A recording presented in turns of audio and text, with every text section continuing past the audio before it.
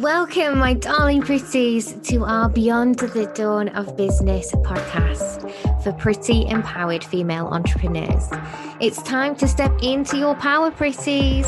Lift each other, support the squad, and choose a life filled with the autonomy and freedom to live your dreams. I'm your host, Dawn Beth, owner and founder of Beyond the Dawn digital business brand and agency. My coffee is hot and my eyelashes are on, so we are ready to go.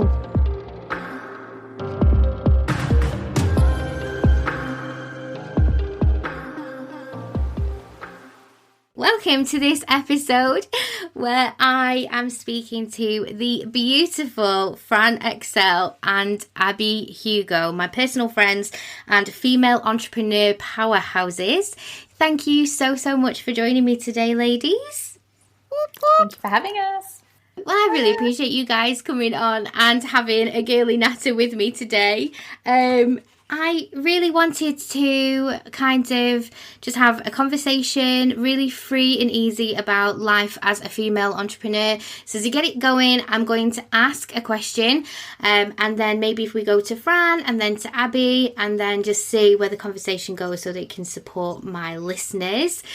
So my first question to you guys is to ask, what does it mean for you being able to be a female entrepreneur? I know that's quite a big question, but it's one of the things that people that I work with quite regularly struggle with, that foundational why that they need to keep in mind, maybe possibly on the days when things aren't going quite well, or on those days where things can be block overcomers or struggles. So what does it mean to you, ladies? I'm going to really enjoy listening to your answers. Oh, goodness. So, I mean, we were kind of talking about this earlier. It's this whole idea for me of being in control of your own life and your own destiny and your own choices and all of these things that I think, you know, they're the reasons that we set these businesses up, right? And then very quickly we've created ourselves our own job again.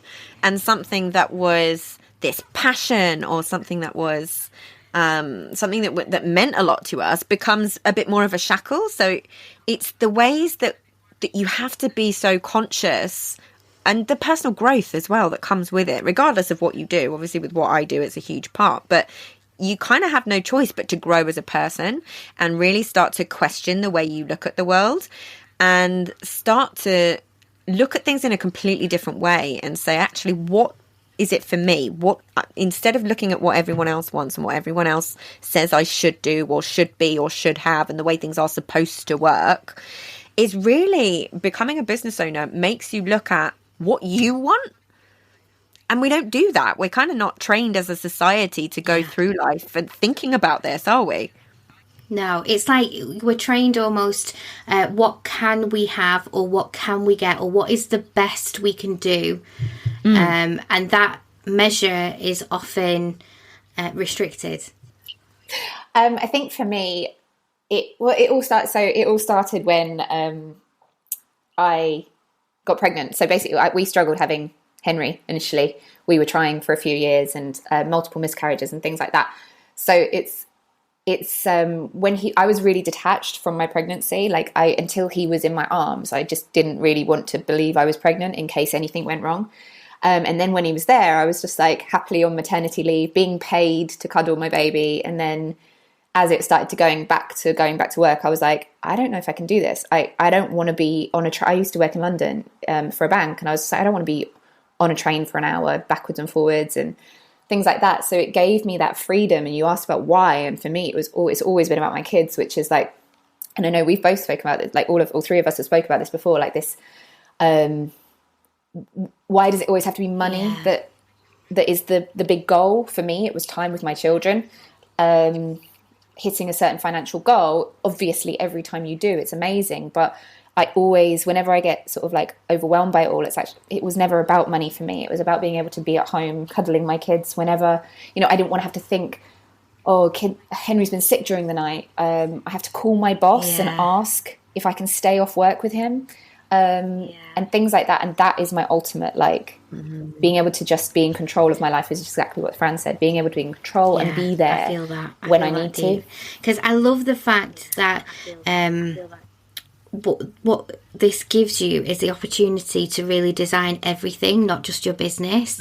So I've looked recently at my model, and I've restructured it. I've restructured it so that it works better for my family. I've restructured it so it makes more sense to me for my personal growth, which you're absolutely right when you said that before, Fran, because for instance, I went and had a walk on the prom yesterday for an hour by myself, and I was listening to podcasts, and I was out in the sunshine and the fresh air.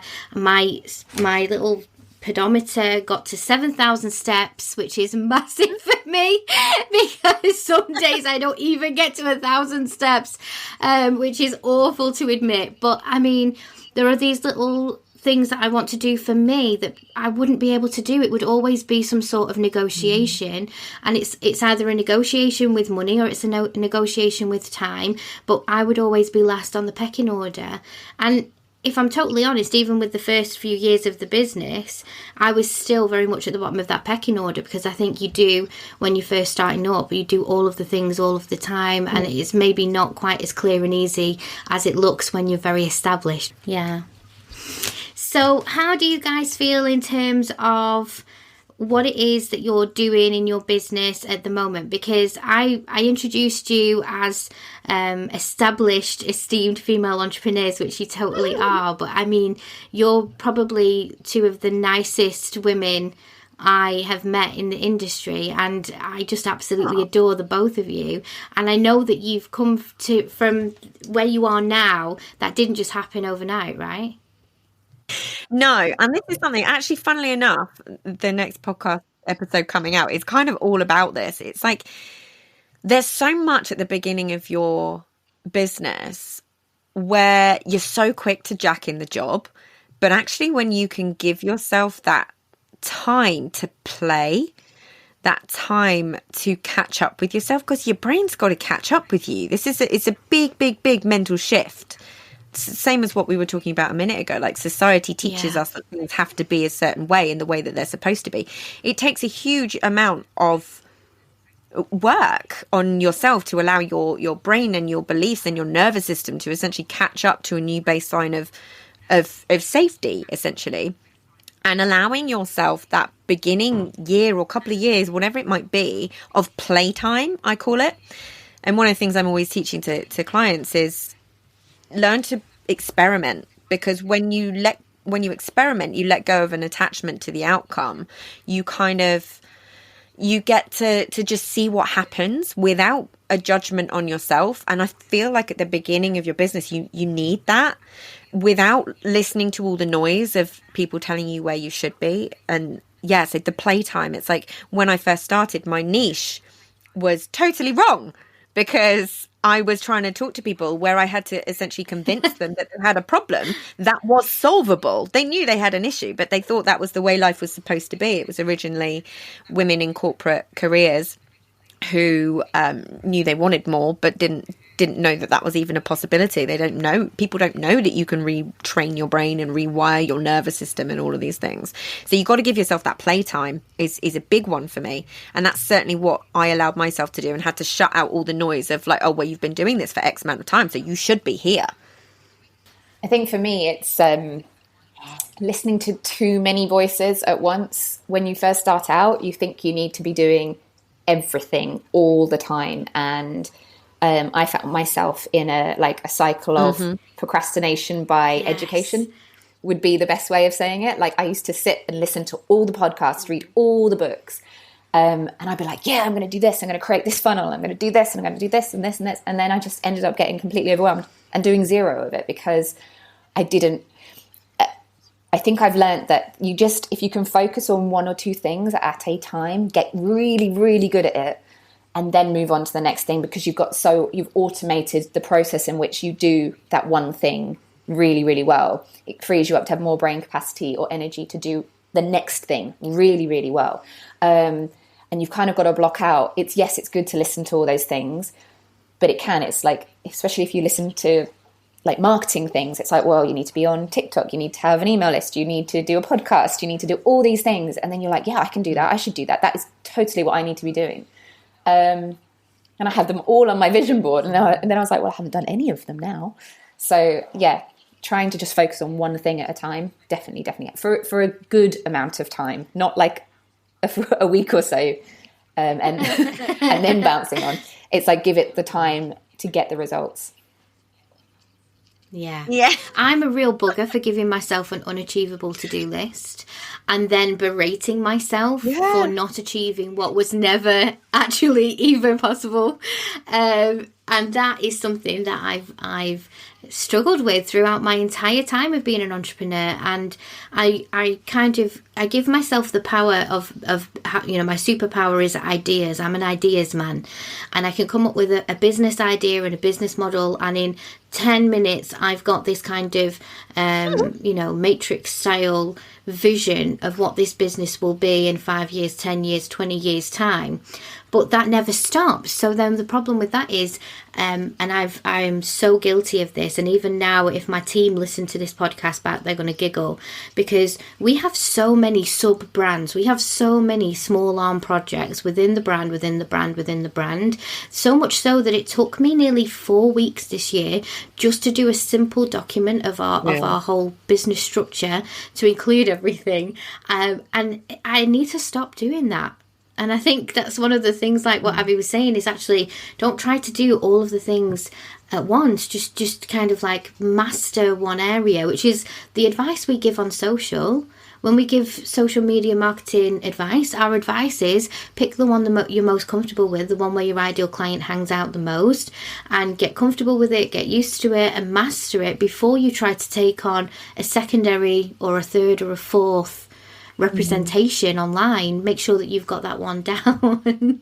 But when it comes to ourselves and our businesses, and I think sometimes that's because of comparisonitis, like we look at really established people in our world, in our niches and in our industries, and think in order to be like them we must have all of the things, right? Yeah, but it's remembering that we're not looking at the whole flipping story. It's actually, you got to be a bit savvy in this, and this is why I'm always saying, like, you got to make the unconscious conscious, because if you don't, you're going to get consumed by all these things. Like, you're going to look at someone and say, well, that is reality, that is life, and we know that's not true. We know that people don't talk about the years it took to build their businesses, or the mistakes that they made, and all of these different things that we go through, the pivots that they made. And I feel like people are starting to get more honest about it, and people are starting to be more savvy that what they're looking at isn't the finish, isn't where it started. And it's that whole idea of not comparing your first or 10th step to someone else's millionth, you know? And there's a book that I read quite early on in like my start of the entrepreneurial journey. I was still on mat leave, so I was still being paid and such. So it was quite a nice, and it's quite like a girly book in one way. It's called How to Be an Overnight Success, by Marie, and I'm going to get this wrong, but like I've had to actually Google her name to read, Hatzivanis. And basically she said, she, like the start of the book, she's like, I woke up and I'm on a plane and I'm going to New York and I'm launching my product line and things like that. And she's like, but what you don't realize is this is 10 years in the making. Like, it looks like in media, suddenly she's blown up, she's everywhere. And I think that's just a really good like representation. And it's like, actually, yeah, no one sees all the baby steps because we're not advertising them. We're not displaying all those like hard nights on social media. We're just displaying the highlight reels, which I don't like. But, you know, I think people need to get better at, because we feel uncomfortable in it, right? Like, we don't know what we're doing. So why would we tell people that we don't know what we're doing and that we find it hard? But actually, the more vulnerable you can be, I think sometimes that plays in your favor, especially when you are on social media, because people can see it and they relate to that. And then, you know, they like and know you better. Agree, totally agree. And also, I think it's good to be able to say that where you are now and what you're going through now, I have been through that, and there is a way through that stage. Like, I love speaking to my clients when they're saying to me, oh, Dawn, I'm doing 60-hour weeks. I don't seem to be getting any traction. And then, you know, a few weeks or months down the line, it's like, okay, so I'm getting sales and now I need to think about this. And I can almost step by step. And I know that, you know, it's not the same for everybody. You haven't got a roadmap. It's not one size fits all. But you can kind of see a generalized step by step of, I remember when, in order to get all of those orders out, I had to do an all-nighter. I remember that time where I had to ask my mum to have the kids over the weekend because just working Saturday and Sunday this week is necessary for me to not lose everything. And when you get to a stage, and I really enjoyed this about last year when I stayed out in Spain for the 2 months that I did during second lockdown, I loved the fact that I could honestly say, I am only working this morning and then I'm going and spending my afternoon in the beach, but don't for 1 minute think that this is how it started, because it did not. Like the whole of 2018, I absolutely trashed friendships and relationships. I'm not going to lie, because people just did not see me, and there was no COVID, there was no lockdown. I couldn't hide behind the fact that we weren't allowed to be together. Social interactions was happening that year. I just was not a part of it. And what I have now is standing on the shoulders of that person, and I couldn't have got where I've got without that kind of work. And I'm not suggesting that anybody should not sleep in order to work, because it was a bad practice. And like I say, when it comes to it, I was way down the bottom of the pecking order. But I think for those people who are really trying and not necessarily seeing immediate, viral responses and sell-out launches and all of the things that they may be consuming as part of their peers and who they aspire to be, that doesn't necessarily mean that you can't be successful, that you won't be successful, whatever that version of success looks like for you. Yeah. Absolutely. And I think that's so important, because sometimes that's why you learn from people who are further ahead than you, so you can not make the same mistakes that they made and not have to go through the things that they went through when they didn't know better. Because that's the thing. It's that whole idea of 2 heads are better than one, or 3 heads are better than one, because there's always that other perspective that you won't have thought of for yourself, right? It's there's so many ways to, for want of a better term, skin a cat, right? You need to have those other perspectives, but in a controlled way, where you're not kind of outwardly just listening to a million different voices telling you this is the exact step and the exact strategy that you need to do to make a million bazillion squids. It's actually leaning on people who are where you want to be, or that you resonate with in that way, where you can say, please help me and tell me what you did, but in relation to me. And I think that's so important. You mentioned it earlier, Dawnie, about there is no one size fits all. We are not cookie cutters. Everybody's life is different, and what's right for one person isn't right for another. You have to get something that's going to be tailored around you and your life and what you want for your life, but you also have to know what that is and what that looks like for you. And it's like what Abi was saying earlier, that actually we have been put in a situation where we often use finances as our metric of success, when in fact success can look like something entirely different to different people.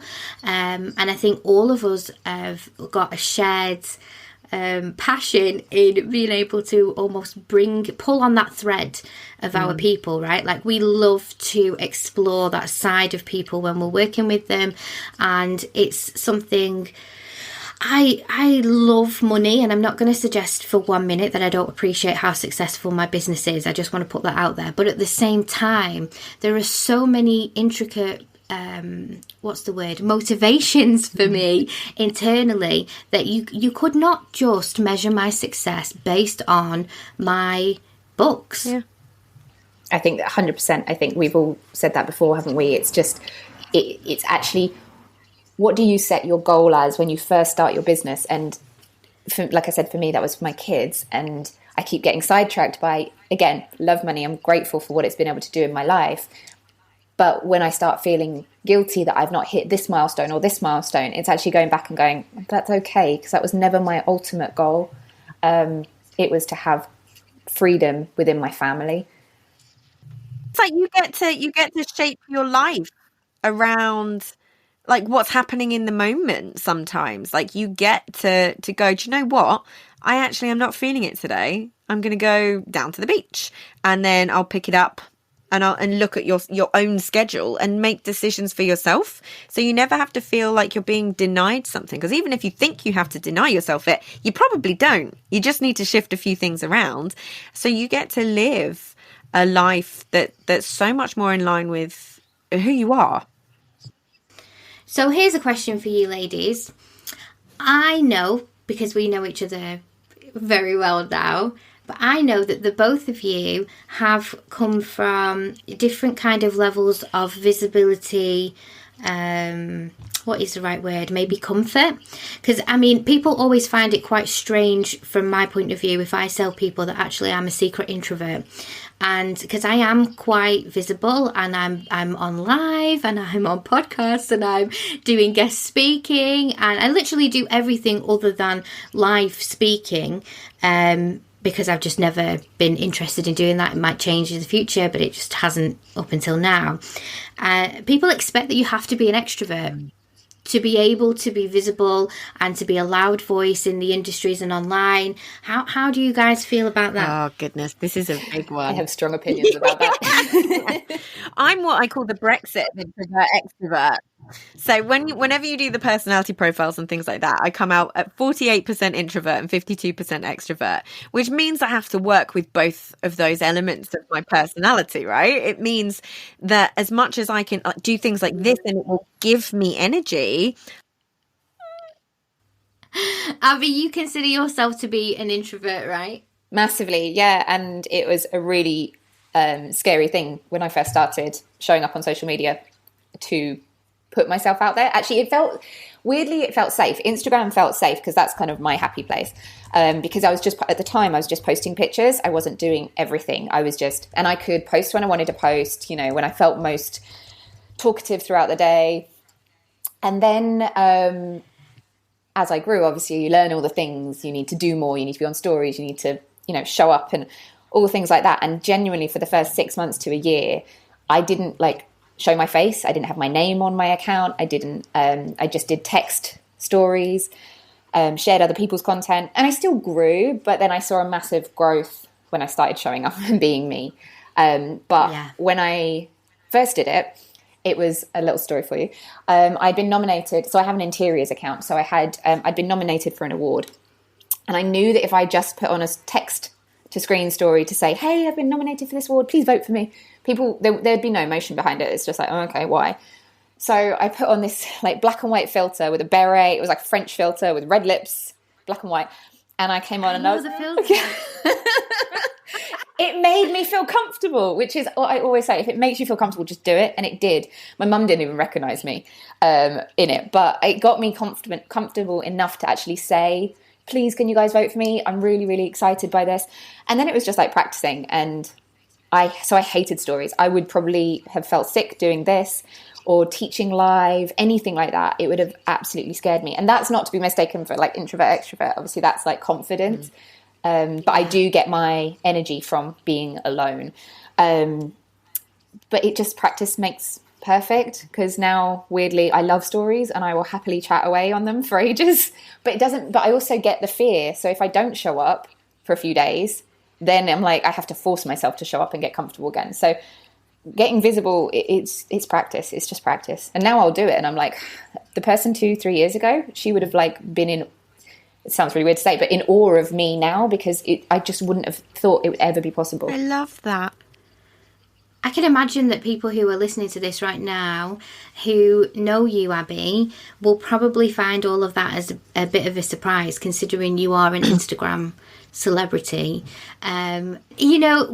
We come to you for expert Instagram advice. We come to you for expert influencer insights and all of the amazing superpower skills that you have. And from the outside, you do make it look super freaking easy, man.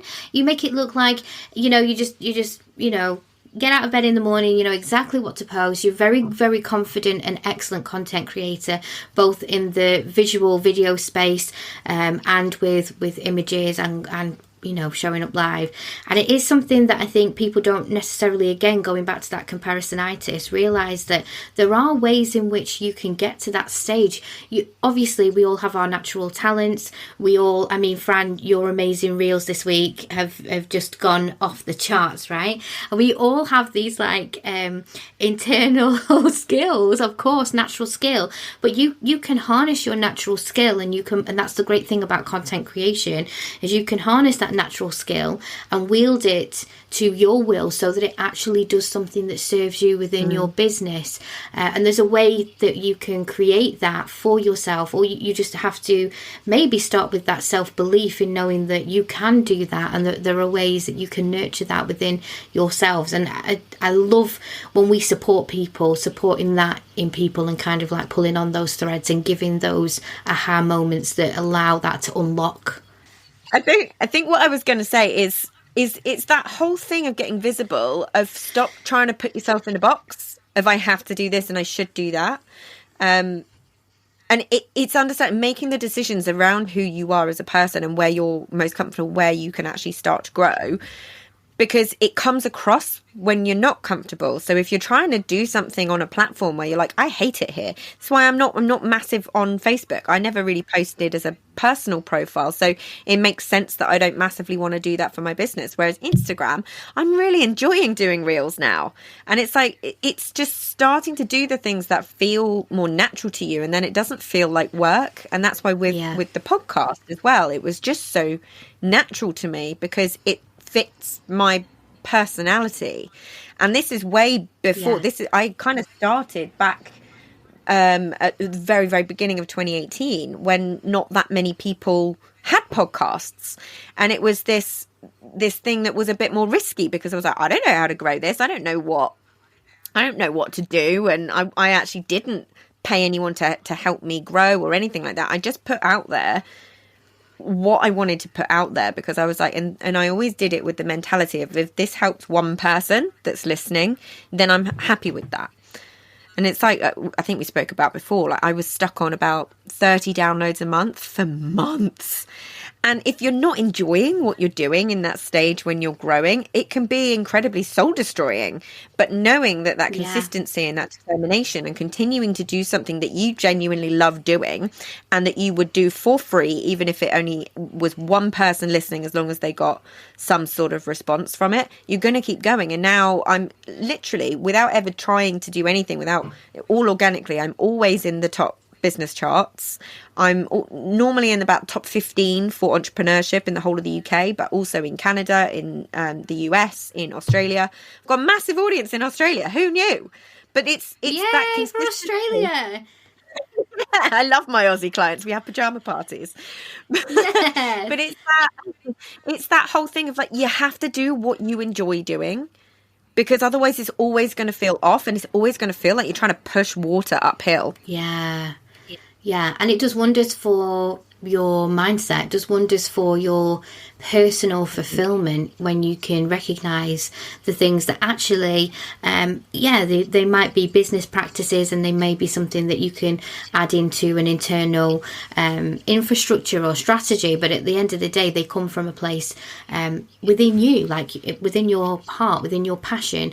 And that's why I think so many people start hobby businesses that turn into passion projects, that turn into actual really serious contending businesses. You know, it's something that's actually quite beautiful when you look at it in that way.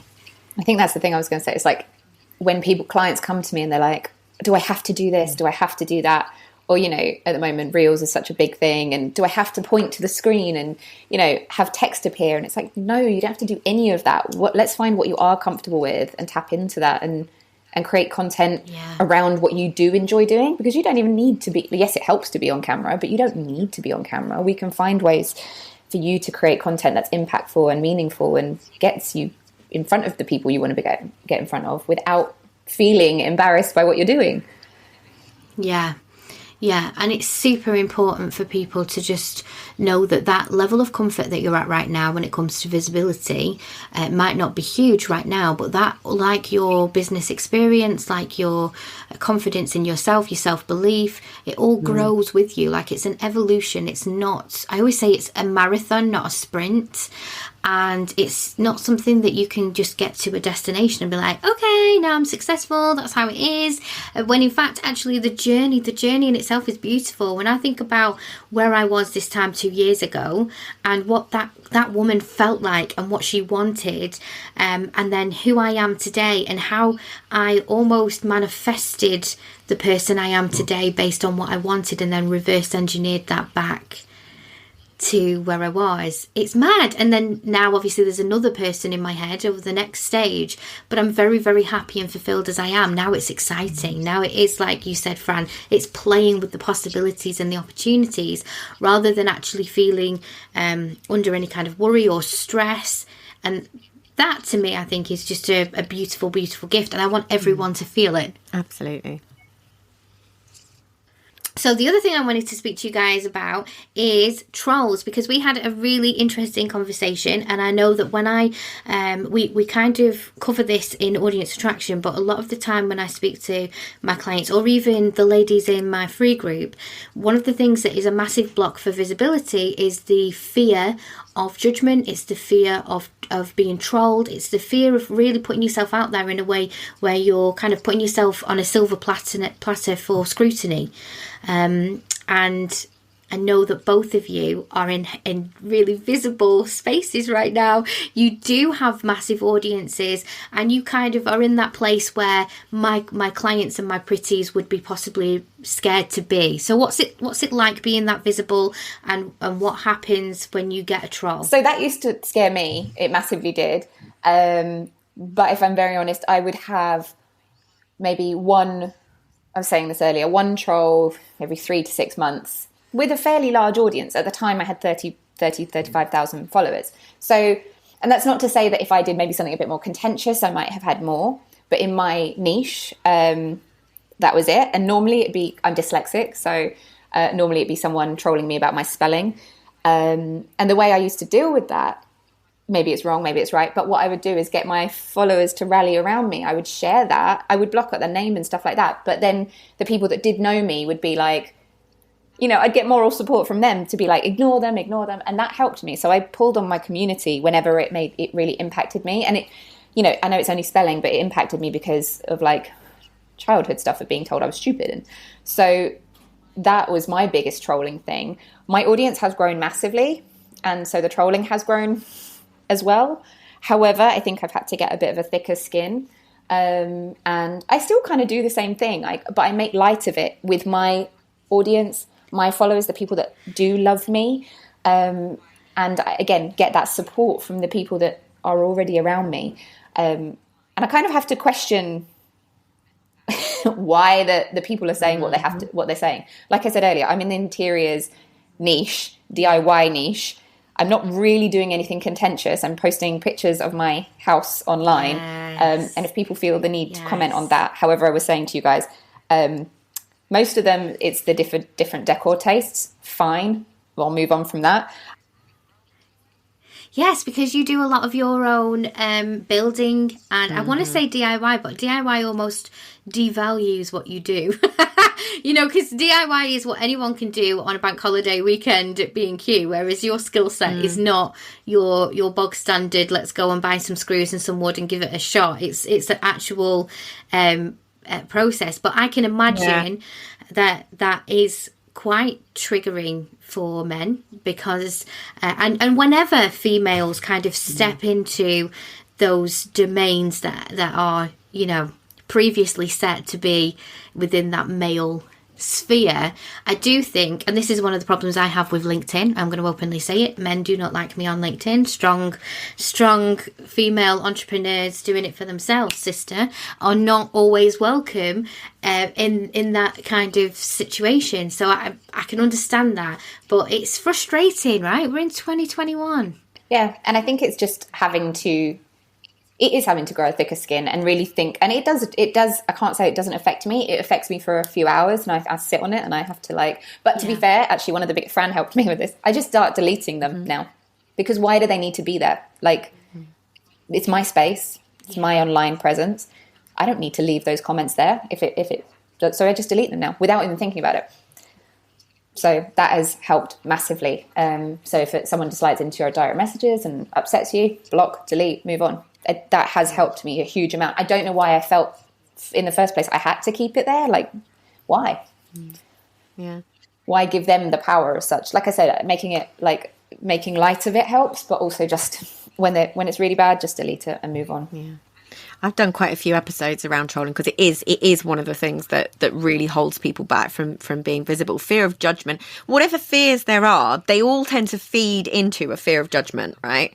And so much of it comes from childhood. So like Abi was saying, like sometimes if someone says something mean, we can often have that need to defend, but it's also being able to allow someone to vent and project their own stuff onto you and your Instagram post or podcast or whatever it may be, and be able to take that little step back, fly on the wall view of it, take the emotion out and go, okay, well, what's actually going on for that person? That A, they believe that that's an okay way to behave, and B, that they want to lash out in that way. Because the way I look at it is somebody who wants to sit and be a keyboard warrior or like an online vigilante, it kind of says everything about them and not really anything about you. And I did a big email. I was telling you ladies before about my first 1-star review on the podcast that, to be fair, said some mean things, but I literally didn't even react to it. And I almost kind of had a little bit of a chuckle to myself because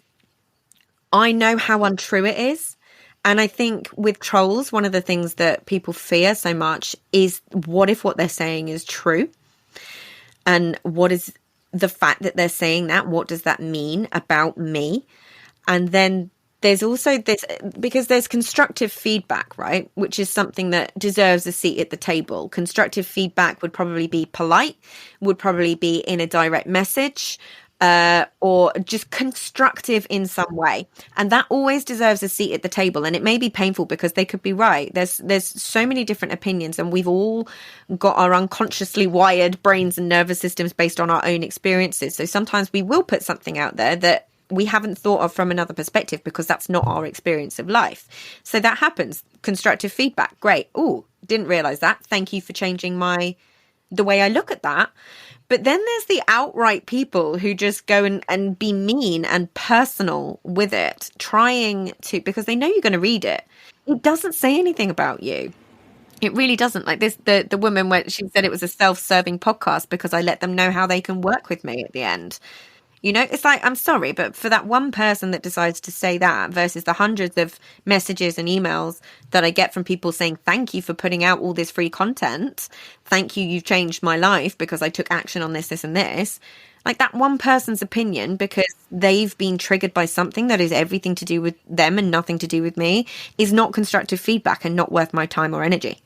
I also think when you get comments like that, you could really depict that situation. So like your comment, Fran, that this is a self-serving podcast, that makes me sad a little bit, because if there is somebody behind that comment that does not have practices within their lives that is self-serving for them, that cannot be openly celebrated by other people because they don't have the confidence to do something that is just for them, like that, they're suggesting that's a negative thing. I would look at that and be like, yes, that's self-serving, and yes, that's a brilliant practice that we tend to not give ourselves. We put ourselves in this situation of humility where sometimes we don't give ourselves what we need, or we do, and we do it in secret, like it's a dirty little secret for us to fulfill those goals and for it to mean something to us and be self-serving. What's wrong with that?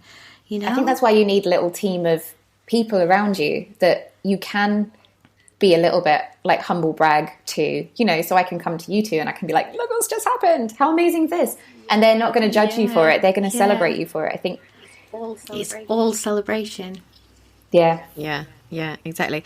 And I think that the thing is with when people just want to be mean, because this is the thing, when you understand how we're actually wired as human beings and how we work on a fundamental level, like what really goes on in our noggins and in our bodies and all of these things, the way we hold ourselves back, when you can understand that stuff, this other stuff, this external stuff just doesn't phase you in the same way. It just doesn't, because you see through it, you see more truth in the world, so to speak. Like you see what's going on, you see where egos are bashing against other people's egos, and we're all in our own drama triangles and doing all these things, and it just stops mattering because you're like, okay, thank you, But the reason, so I did a big email about it to my list, and I typed out what she actually said, because I was like, I know this is something that you guys struggle with.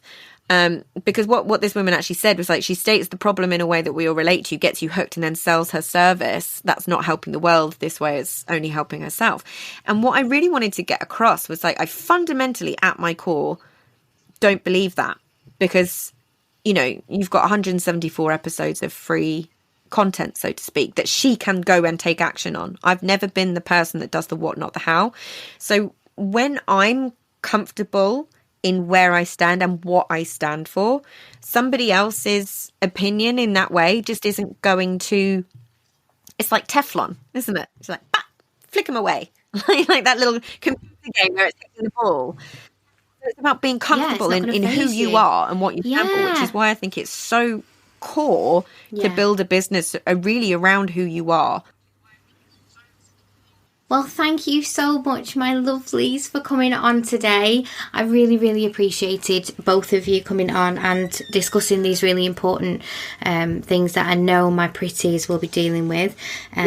For my own self-serving point of view, I really enjoy having female entrepreneurial friendships and communities, because I know for a fact that I wouldn't be where I am now without you guys and without my free group. And I mean, at the end of every podcast, it tells people to come join my free group, and if you're listening right now, come join my free group. And you know, I am unapologetic about go. Yeah, I'm unapologetic about inviting people into my world and then supporting them. And I love working with people. I mean, essentially, we do all have businesses, and I don't see how that is could even be considered a problem. But it does come down to mindset. And I think what Abi said before is so right. Without those communities, without those female friendships, for me personally, I really don't think I would be where I am today. So I really appreciate you, my friends, coming on and joining me today. I hope you'll both join me again another time, because I actually feel like the three of us could probably talk for another 3 or 4 hours without any issue. And there's probably, we know we could, there's so much more that we could talk about. So I will invite you both on again, but thank you so much for joining me today. If you're loving our Pretty podcast, come on over to Social Pretties, our online safe house and sisterhood community. It's a safe space where female entrepreneurs connect and thrive in a warm, welcoming fold of pretty amazing women. You'll find an easy redirect in the description, and I can't wait to see you in there.